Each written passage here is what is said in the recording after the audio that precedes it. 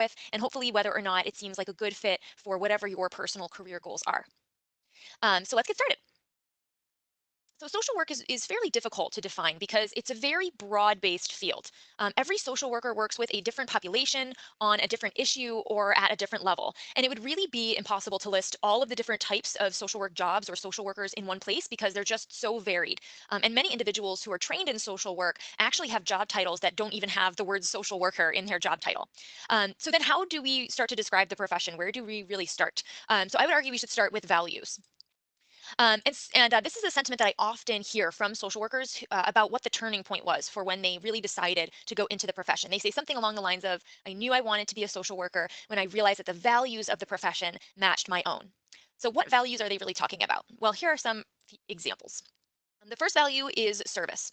So, at its most basic level, social work is really about helping people and solving problems and really striving to create positive change in individuals' lives and society as a whole. It's really about using your helping skills to serve others and society. Another core social work value is a big one. It's social justice. Social justice is really all about reducing inequalities in our society, including things like discrimination and oppression, as well as addressing systems that privilege certain groups of people over others. Social justice really leads us to strive toward equal social and economic opportunities for all, regardless of who they are or where they come from. And at its core, it's really all about equality. And the final value I want to highlight is the belief in the worth and dignity of every person. And this includes being mindful of and open to diversity, advocating for marginalized populations, which are those individuals who are often overlooked or underrepresented, and also holding what we call unconditional positive regard for people. It's the opposite of judgment. And the social work profession does have other values than these three, but these are the ones that I think really get to the core of the kinds of people that identify with the social work profession. So then my first question for you is, what do you value? Do these principles feel like they resonate with you? And if this does sound in line with how you feel and what you believe, then you're certainly in the right place. So let's move on to talking about something else that is at the core of social work, which is people. So I mentioned before that social work is really focused on people at its core, especially marginalized populations, which are those individuals who are underrepresented, overlooked, or ignored by society. So some examples of the kinds of populations that social workers help include children and adolescents, couples and families, individuals with mental health concerns and individuals suffering from addiction, medical patients, LGBTQ individuals, those who are experiencing poverty or homelessness, individuals with disabilities, aging and elderly individuals, veterans, refugees and immigrants, individuals who are incarcerated or who are in the criminal justice system, victims of violence or trauma, and many, many, many others. This is by no means an exhaustive list. It's really just meant to give you some ideas of the types of populations social workers work with. So then my second question for you is, who are you passionate about helping or advocating for? This is a really great place to start when it comes to exploring specific social work jobs or roles, since many social workers and social work agencies work with a specific population. So how are these social workers helping and advocating for these different populations? What do they actually do?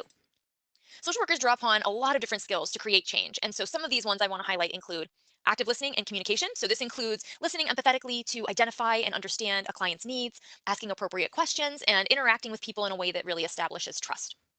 Education is another big one. So, this would include things like explaining concepts and providing helpful information and resources to individuals or groups to empower them with knowledge.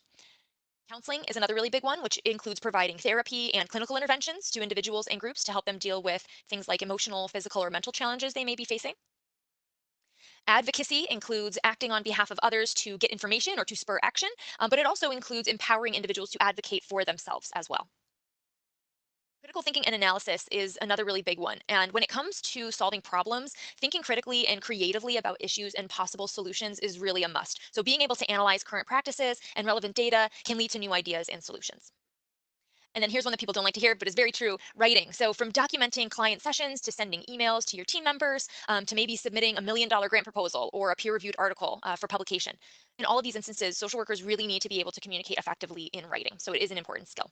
And last but not least, lifelong learning. So, perhaps one of the most important aspects of social work is that the field is always changing and there's always more to learn. So, social workers really need to keep up on their skills and constantly advance their training and address gaps in their knowledge. So, when it comes to actually implementing these skills in practice, social workers actually work at many different levels. So, their job descriptions can be completely different depending on how they're approaching their issue or population. Some social workers have jobs that are focused on helping individuals or working with people one on one. This is often called micro social work. And some examples of this type of role would include a clinical social worker who is counseling someone with anxiety and depression, or perhaps a medical social worker coordinating care for a patient after they leave the hospital. Other social work jobs focus not only on individuals, but on larger groups or communities. And this middle or meso level leads to a little bit of a different role. It could look like an administrative job overseeing a community agency or program, or maybe someone who supervises other social workers who provide direct interventions with their clients. And some work to also create change within communities. So, for example, assessing factors that perpetuate poverty in a certain area and working with community members to mitigate those factors would be an example. And finally, some social workers are working on really large scale issues. So these are the macro social workers. And they may be addressing social issues through things like generating new research or writing and revising social policy, or perhaps advocating or lobbying for various groups within our political system, or even holding elected office. The bottom line is that through their training and education, social workers are prepared to work at all of these levels. So it is one degree that they get, but it leads to a ton of different kinds of opportunities and gives them a lot of different options.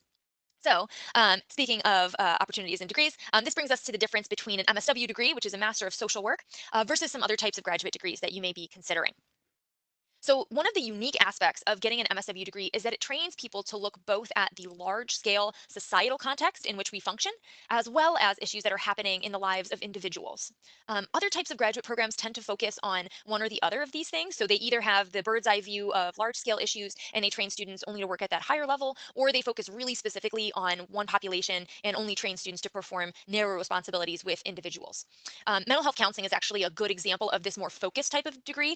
So, mental health counselors and clinical social workers can perform a lot of the same job functions, but the mental health counselor is only qualified to counsel individuals, whereas the social worker is trained in counseling plus all of the other broader issues we talked about. So, again, they can work at all of those levels. And in my opinion, the single greatest thing about getting a social work degree and about social work as a profession is that it gives people a lot of flexibility in their careers, and the ability to try new things and work with different populations, all with a single graduate degree and a single license. So you may be thinking this is all really great and everything, but can I really make a living as a social worker? And the answer, of course, is yes. While social workers aren't in it to get rich, obviously, they can make a good living. So according to the Occupational Outlook Handbook, which is put together by the U.S. Bureau of Labor Statistics, the current average median salary for social workers across the US is slightly under $50,000 a year, and it does go up depending on the type of social work position or the region where you live. And the social work profession is also expected to grow 16% by 2026, which is a lot faster than average when compared to other career fields. So the bottom line is that we need more social workers. It is a growing profession that will provide you a way to make money while also being able to make an impact. So, to wrap everything up, you should consider getting your degree in social work if your values match the values of the social work profession, you have a specific population that you care about and want to help, you have a particular issue that you want to contribute to solving, or you want career options and a lot of flexibility in different job opportunities.